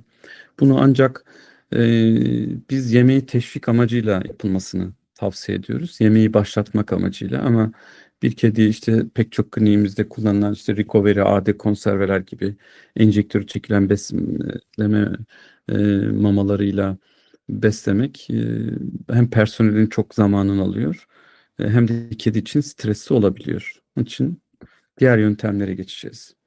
Burada birkaç tüp yönteminden bahsedeceğim. Nazoözofagal tüp, nazogastritüp, özofagostomi tüpleri gibi. Gastrostomi tipi, jejunostomi tüpleri bunlar daha ileri teknikler. Yani daha çok akademik düzeyde yapılabilecek teknikler. Bizim burada uygulayacağımız teknik, anlatacağım teknikler daha basit ve her klinikte yapılabilecek teknikler. Ve klinikte bu özellikle mama yedirme sürelerini oldukça azaltacak ve bizlere de zaman kazanacak ve kediyi de oldukça daha az strese tutacak ve anestezi gerektirmeyen, anestezi gerektiren bir yöntemden de bahsedeceğim. Şimdi onları sırasıyla geçelim. Enteral besleme yöntemlerinden birincisi nazoözofagal tüp. Yani burnundan kediye sonda takmak. Yani çok klinikte tercih ettiğim bir yöntem değil. Çünkü kedi için oldukça stresli. Çünkü burnuna bir sonda takıyorsunuz. Onu orada hissediyor kedi ve çıkartmaya çalışıyor. Kafasına yakalak takmak zorundasınız ve bu sondadan en fazla sıvı gıdalar verebilirsiniz. Çünkü çapı oldukça dar oluyor bunların. Ama bu yöntem yani özef, özefakostomi tüp yöntemi dediğimiz yöntem daha kolay. Mesela eğer çok kusan bir kedi varsa, kedide kusma eğilimi varsa tabii ki fazla miktarda mamalar da kedileri birden kusturabiliyor. Böyle bakın infüzyon torbalarına yerleştirip daha önce kullandığınız bir torbanın içerisine mama yerleştirip bunları bir infüzyon pompasıyla da kediye yavaş yavaş böyle sondadan da çok rahat bir şekilde verilebilir. Yine böyle otomatik enjektörler içinde de verilebilir. Ama bazen bunlar çok homojen karıştırılmadığında tıkanma yapabiliyor. Aralarda bunları karıştırmak lazım veya çok iyi homojenize etmek lazım. Bunlar da infüzyon pompasıyla özellikle çok kusma eğilimli olan kedilerde e, gün içerisine yayarak mama da verilebilir. Kedilerde bizim kliniğimizde uyguladığımız oral sonda uygulaması. Çok basit bir yöntem. Bakın böyle besleme sondaları var. İşte çok meşhur bıçakçıların besleme tüpleri. Bakın böyle bir besleme enjektörü 50'lik 60'lık. Yani bir kedi bizim 60'lık mama, yani bunun 12 tane 5'lik enjektörü düşünün. Vermemiz birkaç saniyemizi alacak. Burada ne yapıyoruz? Kedimiz sondamızı ısırmasın diye kediye bir gazlı bez ısırtıyoruz. Şimdi orada bunun videosunu göstereceğim. Bakın arkadaş gazlı bezi ısırttı. Kedimiz ısırdı onu. Ve sondaya çekilmiş hazır mama. Size tabii daha kısa göstermek için fazla mama çekmedik. Bakın 60'lık enjektör. Ee, Mama hazırlanmış ve kediye çok kolay bir şekilde yutturuluyor. Tabii çoğu arkadaş burada acaba özefagusa bunu sokabilir miyiz diye çok diyor ama bunlar gördüğünüz gibi uçları biraz kalın. Yani bunu özefagusa sokmak hakikaten çok zor. Zaten böyle bir şey yapsanız kedi o an hemen öğrenecek ve kusmaya çalışacak. Tekrar bakarsak, e, pardon. Bakın gazlı bezi ısırttırdık. Kedimizin sondayı ısırma ihtimali yok. Gazlı bezin hemen üzerinden midesine gönderdik. O sırada kedi tepki vermediğinden emin olduk.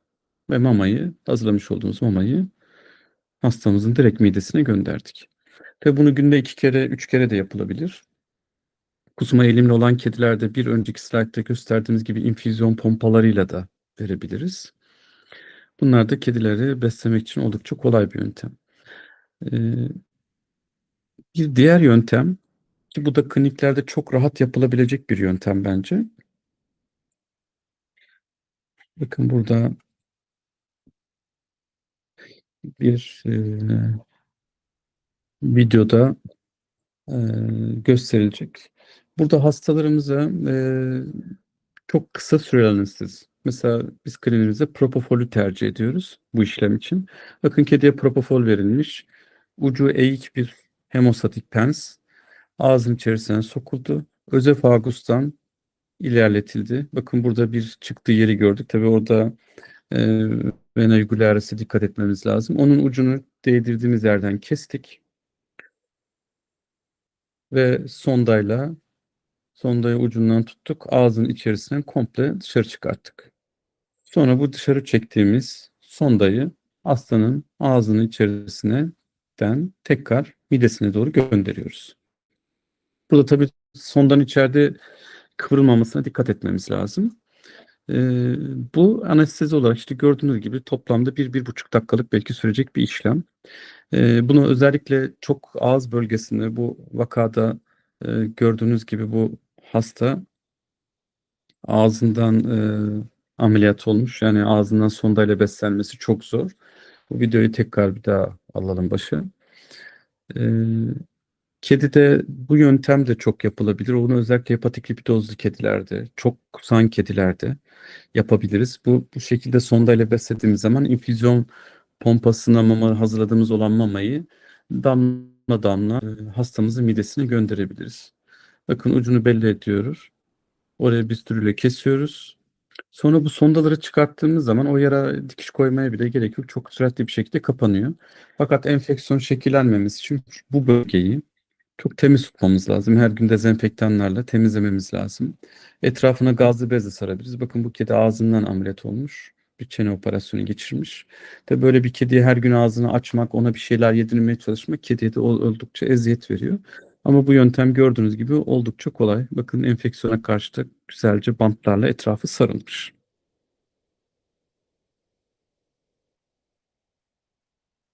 Evet, parenteral besleme hiçbir zaman enteral beslemenin yerini tutmuyor arkadaşlar. Onun için biz kedimize dextroz, laktatringer, dexizolen, hatta bu meşhur üçlü serumlar, içinde lipidlerin olduğu serumlar. Bunlar besleme yöntemi değil.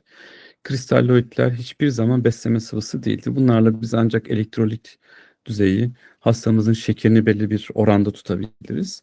Ama bunun dışında kesinlikle oral yolla kedimizi beslememiz lazım.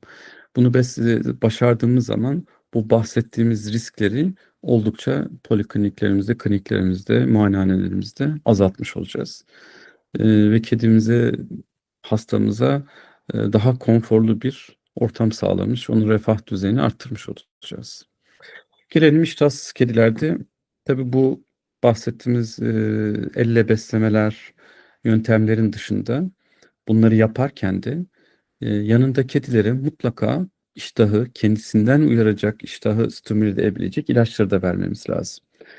Bunlardan bir tanesi Ciproheptadin. Türkiye'de maalesef hapı yok. Yurt dışında bunun tablet formları var. Ama Cipractin'i biraz önce bahsettiğimiz gibi bakın buradaki sondayla beslerken mesela şu kedinin ne yapılabilir? Çok kolay o mamasının içerisine Spraktin şurup konulabilir. Çünkü Spraktin şurubu kediye bir kere de verdiğiniz zaman ağzından kedi kesinlikle kusacaktır bunu. Çünkü tadı acı. Ama mamanın içerisine yine bu yöntemde kediye günlük verilmesi gereken hapları kediye yuttururken zorlanıyorsak eğer bunun içerisine mamanın içerisine hapları da çözerek aynı şekilde ilaçları da verebiliriz. Bu da yine ilaç verme yöntemi olarak da düşünebiliriz bunu. Spraktin bu şekilde uygulanabilir. Bunu oraldan vermeye çalışmayın ancak sondayla olabilir. Diazepam böyle bir kerelik küçük dozlar 0,1 milim gibi e, dozlar damardan hemen verdiğiniz zaman intravenöz kedinin önüne mama koyduğunuzda göreceksiniz ki kedi hemen yiyecek. Fakat bu ilacın karaciğerde toksik etkisi olabiliyor. Bazen tek doz ilaç kullanmakla dahi karaciğerde problem yaşayan hastalar görülmüş. Onun için çok tavsiye etmiyoruz. Oxazepam maalesef Türkiye'de yok. Mirtazapin bu Zestat dediğimiz ilacın etken maddesi. Mirtazapin de kedilerde 3 günde bir kez veya gün aşırı çeyrek tablet olarak 15 miligramlık verilebilir. Yalnız bu ilaç da acı ilaç. Şimdi acı ilaçlar da kedilere nasıl verilebilir? Biraz önce kedilerde stres yapan faktörlerden bahsettiğimizde şöyle demiştik. Acı ilaçlar da kedilerde mide bulantısı ve stres yapabiliyor. Biz kliniğimizde şöyle yapıyoruz. Eczanelerden boş tıbbi kapsül alıyoruz. Boş tıbbi kapsüllerin içerisine kediye o gün vermemiz gereken ilaçları hepsini yerleştiriyoruz. Zaten kedilerde ilaçlar biliyorsunuz çoğunlukla çeyrek küçük tabletler şeklinde oluyor. Boş tıbbi kapsülün içerisine Zestat vesaire işte kullanacak yem katkı ürünleri gibi ilaçları yerleştirip kediye tek bir kapsül olarak yutturuyoruz. Bu mirtazapinin Amerika'da Mirataz isimli bir preparatı var. Bu preparat inşallah gelir Türkiye'ye. Kedilerin kulak kepçesinin içerisine sürülüyor. Krem olarak kulak kepçesine sürdüğünüz zaman kedi ve ilaç oradan emilerek iştahını uyarıyor. İlacın bu acı tadına böyle bir kremli yöntem bulunmuş. Yine yurt dışında Elura isimli bir preparat daha var. Bu preparatta özellikle böbrek yetmezliği olan iştahsız kediler için özellikle ruhsatlandırılmış ama her türlü iştahsız kedide kullanılabilir. Bu ürünün de inşallah Türkiye'ye gelmesini bekliyoruz. Yine kliniklerimizde kullanabileceğimiz klasik vitaminler, işte tiamin, niasin, piridoksin bunlar da kedilerde iştah amaçlı kullanılabilir. Özellikle burada B12 vitamine dikkat çekmek istiyorum. B12 vitamini özellikle diyaresi olan, kronik diyaresi olan kedilerde yapılmış araştırmalarda B12 vitamin seviyeden oldukça düşük olduğu görülmüş. Onun için iştahsız, diyaresi olan kedilerde mutlaka B12 vitamini içeren preparatlar kullanmanızı tavsiye ederim. Bir kedinin ihtiyacının hesaplanması nasıl hesaplanabilir? Burada tablo oldukça karışık. Bence bunlarla çok anlatmayayım da vakitte kaybetmeyin. Fakat burada bir şey dikkatinizi çeksin istiyorum. Bakın hamile kedilerdeki ve laktasyondaki kedilerdeki enerji miktarının ne kadar yüksek olduğunu görün. Onun için hamile bir kedi veya emziren bir kedi kliniğimizde yatıyorsa Hastamızın enerji ihtiyacı çok yüksektir. E, İnternette bulabileceğiniz şöyle bir site var. Vetcalculators.com diye. Bu siteye girdiğiniz zaman kedinin kilosunu yazıyorsunuz. Size liste halinde verilebilecek bütün kalori miktarlarını hepsini yazıyor. Hatta bu sitede ilaç dozları, anestezik dozlar, hastada dehidrasyon gördüğümüzdeki dehidrasyon derecesini yazıyorsunuz. Size serumu liste halinde verebiliyor. Hatta yazıcıdan da çıkartabiliyorsunuz hastanızın adını yazarak. Bu siteyi de kullanmanızı tavsiye ederim. Ee, Aynı zamanda bir programı da var, aplikasyonu da var ama o ücretli. Burada yine kedilerde ağrı için kullanabileceğimiz infüzyon tarzında verebileceğimiz ilaçları da nasıl hazırlarız, nasıl dülye ederiz? Sürekli infüzyon tarzı veren ilaçların da genelde hesaplanması biraz meslektaşlar tarafından karıştırılıyor. Bu sitede bunların hepsini çok rahat bir şekilde bulursunuz. Burada yine bakın yavru bir kedilerin 11 aya kadar olan enerji ihtiyacı. Bakın 6-20 haftada 350 kilokalori günken bu 8,5-11 ayda 250 kaloriye kadar düşüyor. Peki hospitalize edilen kedide besleme nasıl olmalı? Bir hastalıktan bahsedeceğim, yeniden beslenme sendromu diye. Bu yeniden beslenme sendromu insanlarda tespit edilmiş. Özellikle işte bir enkaz altında kalan, uzun süre aç kalan, bir yerde kaybolan insanlar beslenmeye başladıklarında her şey iyi giderken birden öldükleri tespit edilmiş insanların ve yeniden beslenme sendromu diye bir sendromun adı konulmuş. Bu da hayvanlarda özellikle kedilerde oldukça yüksek görülüyor ve maalesef çok atlanıyor. Ee, Yeniden beslenme sendromu şu dikkat etmemiz lazım. Kedileri beslerken günlük enerji ihtiyacını ilk günü yani normalde o kedinin alması gerekenin 1/3'ü kadarını veriyoruz. İkinci günü 2/3'ü kadar, üçüncü günde tam beslenme yani tüm enerji ihtiyacını verecek şekilde yapıyoruz ve bunu da gün içerisinde eşit miktarda bölüyoruz. Kedinin mide kapasitesi yaklaşık olarak kilosuna 40 milim kadar. Onun için bu ağırlığında %50'sinin geçmemesi lazım kediyi kusturmamak için. Bunlara da dikkat etmek gerekiyor. Yeniden beslenme sendromunu engelleyebilmek için uzun süre aç kalmış, bize gelene kadar iyi beslenmemiş kedilerde. Dur fasulye. Benim kedim de bu arada fasulye.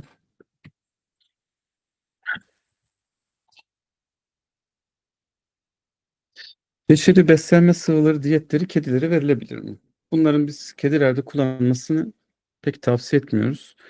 Bunlar özellikle eczanelerde işte vefat etmiş bir kanser hastasını veya işte bunun gibi böyle elde kalmış ilaçları genelde kliniklere getiriyorlar.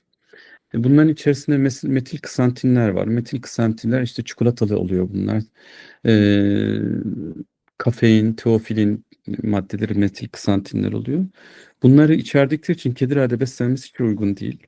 Bu beslenme sıvılarında taurin yok. Kedilerinki taurini mutlaka alması gerekiyor. Protein oranları yeterli değil ve arginin oranları düşük. Kedilerin arginin alması gerekiyor. Arginin kedi beslenmesinde oldukça önemli bir amino asit. Buna da dikkat etmek lazım. Bir de kedilerde lisin çok maalesef kliniklerde çok kullanılıyor. Lisin argininin antidotu. Buna da dikkat etmemiz lazım. Lisini de aşırı miktarda bağışıklığı yükseltecek diye vermemiz gerekiyor. Ee, Özellikle FİP hastalarında biliyorsunuz FİP tedavisinde arginin çok çok önem arz ediyor. Onun için onun antidotu olan lizini de çok kullanmamızı tavsiye ederim. Bakın bu mamaları nasıl hazırlayabiliriz? Çok basit. Alırsınız. Kliniğimizde her türlü mamalarımız var. İşte gastrointestinaller, renaller. Alırız bunları blenderda çok güzel bir şekilde suyla sulandırırız. Ondan sonra da enjektörle veririz. Yani veteriner hazır diyet mamalar sondadan geçecek hale getirildiğinde çok rahat bir şekilde verilebilir. Onun için işte şu hastalıkta şu mama, bu hastalıkta bu mama diye size anlatmayacağım. Yeniden beslenme sendromu nasıl şekilleniyor? Uzun süre aç kalan ve yetersiz beslenen hasta aşırı ve hızlı gıda almaya başladığında ölüyor. Ve biz hatta kliniklerde çok arkadaşlar bazen beni arıyor. İşte abi ya kedi çok iyi gidiyordu. Beslemeye başladık birden öldü. Niye öldü? İşte aslında bu sendromdan dolayı öldü. Yeniden beslenme sendromu riski altındaki kediler neler? Bunlar sokak kedileri, aç kalan kediler, geriatrik hastalar, onkoloji hastaları, zayıf kediler. Bunlara çok dikkat etmek lazım. Peki yeniden beslenme sendromunda neler oluyor? Burada kısacası mekanizmayı anlatacağım. Aslında çok basit. Hastamız hızlı bir şekilde beslenmeye başladığında kanda ani bir şekilde glikoz yükselmeye başlıyor. Beslenmeye bağlı olarak kan şekeri yükseliyor. Kan şekeri yükselince de tabii insülin sekresyonu artıyor. İnsülin sekresyonu artınca da glikoz metabolizması uyarıldığı için glikoz metabolizmasında tiamin kullanılıyor vücutta. Bu hani bize biyokimyada anlatılan çemberler var. Hatırlarsanız oradan. Tiamin de hızlı bir şekilde kullanılınca da tiamin düşmeye başlıyor. Tiamin düşünce de hastamıza metabolik azitoz şekilleniyor. Şu sendrom insanlarda oluyor. İnsülin birden artmaya başladığında vücutta sodyum miktarı artıyor ve hastamızda akciğer ödemi, kardiyak ritim bozuklukları ve konjestif kalp yetmezliği şekillenebiliyor. Yine insülin miktarının birden artmasıyla birlikte, insülinle birlikte ve dekstrozla birlikte damarlardaki olan potasyum, magnezyum ve kalsiyum dekstrozla birlikte hızlı bir şekilde hücre içerisine giriyor. Hızlı bir şekilde hücre içerisine girdiği zaman da kedide neler başlıyor bu sefer? Potasyum eksikliği başlıyor. Hipokalemik miyopati dediğimiz kafasını önüne eğme. Tetaniler, mesela kalsiyum seviyesi birden düşüyor hızlı şekilde beslediğimiz için tetaniler şekillenmeye başlıyor. Ve tetani olduğu zaman da yine kardiyak ritim bozukluğu ve ölüm şekilleniyor. Peki kedide yine hızlı bir şekilde besledik. Birden glikoz arttı, insülin arttı, kanda potasyum düştü. Niye potasyum düşüyor? Çünkü potasyum da hızlı bir şekilde dekstrozla birlikte hücre içerisine girdi. Potasyum peki hücre içerisine girdiği zaman ne oluyor? Neler oluyor? Anemi şekilleniyor. Anemi niye şekilleniyor? Çünkü bu hücrelerin fragilitesi artıyor. Eritrositler patlamaya başlıyorlar ve hızlı bir şekilde hastada anemi şekillenmeye başlıyor. Ve kaslarda e, ATP düşmeye başlıyor. Dispne şekilleniyor. Diyafram kasında zayıflama şekillenmeye başlıyor. Ve potasyum eksikliğine, anemiye ve hemolize bağlı ki ben hızlı beslenen hızlı beslenen yeniden beslenme sendromuna tutulmuş hastada anemi gördüm. Niye anemi? Hızlı şekilde potasyum düşmüş ve hemoliz şekillenmiş. Ve buna bağlı da işte tremorlar, ataksiler ve sonuçta da ölüm meydana geliyor. Peki bunları yapmanın, engellemenin yolu nedir? Biraz önce bahsettik. Yavaş yavaş besleyeceğiz kediyi. Hızlı bir şekilde beslemeyeceğiz. Bu çok önemli. Burada laboratuvar bulguları neler oluyor? Zaten bahsettik. Ne dedik? Hipofosfatemi şekilleniyor, hipokalsemi şekilleniyor, hipomagnezyemi şekilleniyor, hipokalemi şekilleniyor ve anemi şekilleniyor. Bu yeniden beslenme sendromunun laboratuvar bulguları ve hızlı bir şekilde oluyor. Bu ikisinin şekli. Bunun mekanizması da biraz önce bahsettiğiniz gibi. Aynı şekilde glikozun çok aşırı bir şekilde yükselmesi. Peki yeniden beslenme sendromu nasıl önleyeceğiz? Çok kolay. Hastamıza potasyum, kalsiyum, magnezyum ve glutamin takviyeleri yapacağız. Mesela bizim klinimizde çok kullandığımız katosal, çok kullandığımız bir ilaç. Niye? İçerisinde fosfor var. Ve özellikle aç kalmış, mesela hepatik lipidozlu kediler, şekillenmiş ve o hasta olmuş bir şekilde gelmiş kedide. Önce biz potasyum, fosfor yapıyoruz. Fosfor seviyesini yükseltiyoruz. Hastamızın ondan sonra beslenmeye başlıyoruz. Anemin kontrolü ve tedavinin yapılması lazım. Karbonhidrat seviyesi düşük ve orta mama vermek lazım. Proteini yüksek beslenmek lazım ve günlük gıda alımını kademeli şekilde arttırmamız gerekiyor. Tüm bunlara dikkat edersek kedide yeniden beslenme sendromunun da önüne geçmiş oluruz. Aslında bu tabii çok kısa bir şekilde, hızlı bir şekilde anlatmaya çalıştım size. Bu yeniden beslenme sendromu aslında apayrı bir seminer konusu olacak kadar geniş bir konu. Ee, Seminerimizin sonuna geldik. Burada size bazı faydalı sitelerden bahsetmek istiyorum ve uygulamalar. Bu Felin Grammy Scale dediğimiz şey e, aplikasyondur. Bunu aratıp bulabilirsiniz telefonlarınızdan. Uygulama ücretsiz bir uygulama. Bu ağrı skalası. Burada pek çok güzel şeyler var. Öğretici şeyler de var. Bir kedinin karşısına geçip resimlerden hangisine uyuyorsa düğmelerine bastığınız zaman o kedi ağır olup olmadığını anlayabilirsiniz. MSD Vet'in uygulaması var. Ücretsiz bir kitap bu. Ve bunun içerisinde pek çok e, e, hesaplama şeyleri var. Mesela e, çikolata zehirlenmelerinin den tutun e, acil ilaçların dozlarına varana kadar bu uygulamada hastanın kilosunu girdiğiniz zaman size otomatik verebiliyor. Bir Nevet Calculators önemli. Gardalis ismi şu yazılışı olan. Bu da solunum sayısı. Özellikle sepsis hastalarının takibinde, kalp yetmezliği olan hastaların takibinde solunum sayısının işte 30'un altında olması isteniyor. Onda da bu program var. Yine ücretsiz bir program. Biz bunu hatta hasta sahiplerine kalp yetmezliği, kardiyomiyopati teşhisi koyduğumuz hasta sahiplerine önerdiğimiz bir site, şifa uygulama. Buradan hastanın uyurken solunumu sayıp not alıyor uygulama. Bunları da tavsiye ederim. Evet, beni dinlediğiniz için teşekkür ederim. Sunum bu kadardı. Ağzınıza sağlık hocam. Şimdi soru cevap kısmındayız. Merak ettiğiniz soruları YouTube yorumlar kısmından bizlere iletebilirsiniz. Hocam sunum esnasında birkaç soru gelmişti. Ben de onları sorayım o esnada. Tabii buyurun. Hocam ülkemizdeki kliniklerde kafeslerin yerleşimleri ve şekilleri sizce stres azaltıcı mı yoksa arttıran bir şekilde mi konumlandırılmış? Yani genelde aslında stres arttırıcı bir şekilde konumlandırmış çoğu. Çünkü genelde benim gördüğüm polikliniklerde kafesler karşı karşıya konuluyor. Aslında kafeslerin büyüklükleri, hatta böyle 4 bölmeli kafesler var. İşte tuvalet kabının ayrı olduğu, kediye saklanma imkanı veren kafesler. Ee, Bir balkonu gibi olan kafesler, oldukça da güzel kafesler var. Ve bu konuda da oldukça iyi diye doğru gidiyoruz diye düşünüyorum. Belki bunların en büyük sorun konumlandırılmasıyla alakalı. Yani kedileri de karşılıklı birbirini görmeyecek şekilde konumlandırmak çok önemli. Yine stresli kedilerde kafesin önüne perde çekilmesi, işte ilk slaytlarda bahsettiğimiz gibi, gösterdiğimiz gibi bunlar da yine yapılabilir.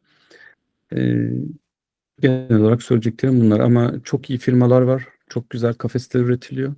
Bizim de polikliniğimizde kullandığımız dörtlü kafesler var. Kedinin tuvalet yapacağı ayrı bir bölme, ayrı bir bölmeden giriyor. Saklanabileceği bir bölme, ki bunu çok bahsetmiştik. Kedilerde stresle başa çıkma yöntemlerinden en önemlisi de saklanmasıdır. Hatta biz bazen polikliniğimizde görüyoruz. Bütün gün boyunca yemek yemeyen kedinin sabah geldiğimizde akşamki koyduğumuz mamasını yediğini görüyoruz. Niye? Çünkü kedi sakin ortam arıyor. Sakinleştiği zaman da, rahatladığı zaman da mamasını da yiyebiliyor. Ağzınıza sağlık hocam. Dinleyicilerimiz size teşekkür ediyorlar şu anda.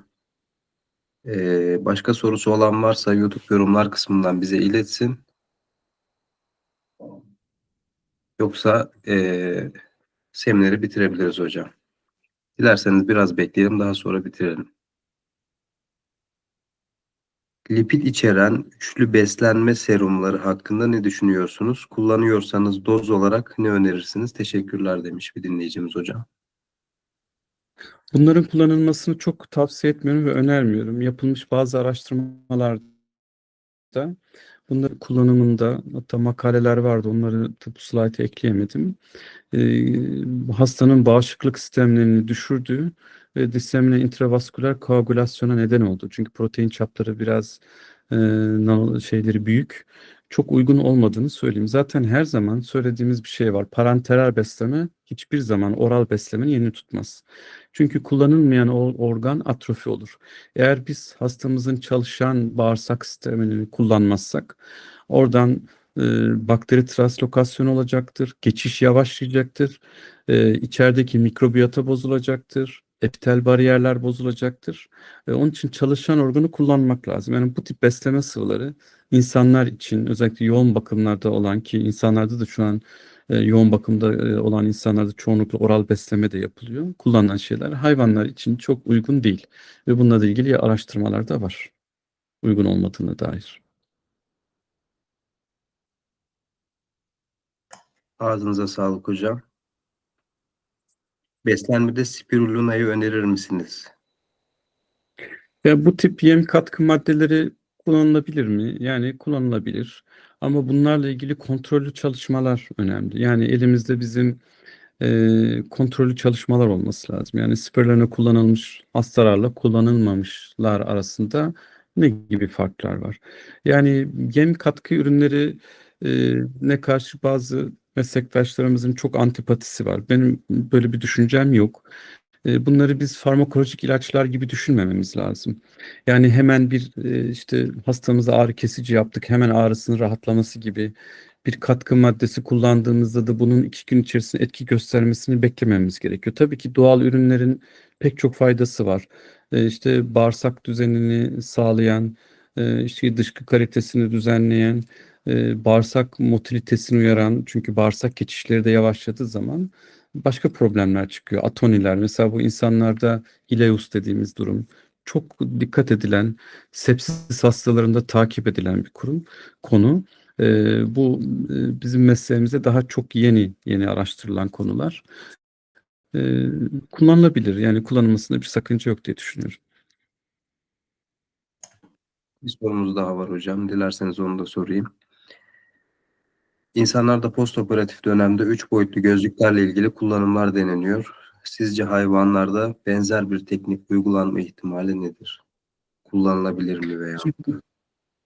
Evet, bunlar tamamen stresi azaltmaya yönelik uygulamalar. Şimdi insanlarda bu konular çok araştırılıyor. Yani hospitalize edilmiş insanlardaki stresler, ses düzeyleri, yani araştırmalara falan bir okusanız, işte Google Akademi'de veya PubMed'de, hospitalize edilen insanlarda e, ortam sıcaklığından tutun, o insanı işte rahatlatacak işte sesler, e, ortamdaki hareketler, işte örtülecek örtüye varana kadar, işte hastanın mahremiyetiyle ilgili olan durumlara kadar pek çok çalışmalar olduğunu göreceksiniz. Bunların hepsi stresle ilişkili şeyler.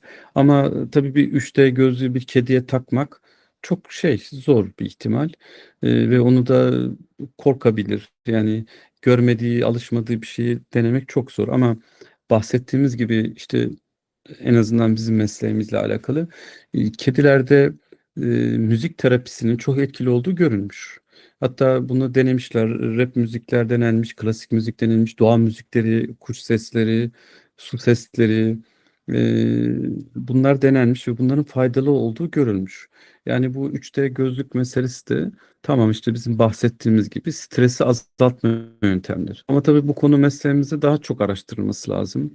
İşte kedilere müzik dışında işte onlara doğa görüntüleri de seyrettilebilir. Yani pek çok, benim mesela kedim çok bayılır belgesel seyretmeye, kuş belgeselleri. Otursun 1 saat karşısından ayrılmıyor. Yani bunlar tabii yatar hasta bölümlerinde de kullanılabilir mi? Yani bununla da ilgili tabii çalışma yapmak lazım. Teşekkür ediyorum hocam. Ağzınıza sağlık. Dilerseniz seminerimizi bitirebiliriz hocam. Tabii ki. Herkesi dinlediği için teşekkür ederim. Bu konu tabii çok geniş bir konu.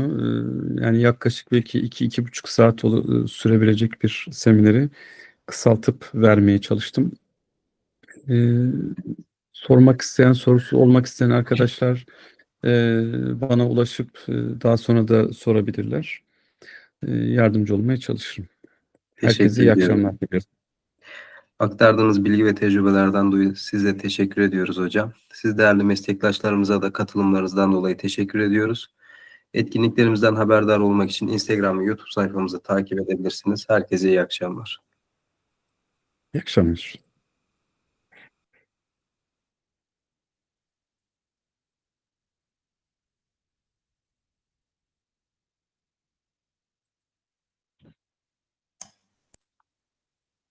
Hocam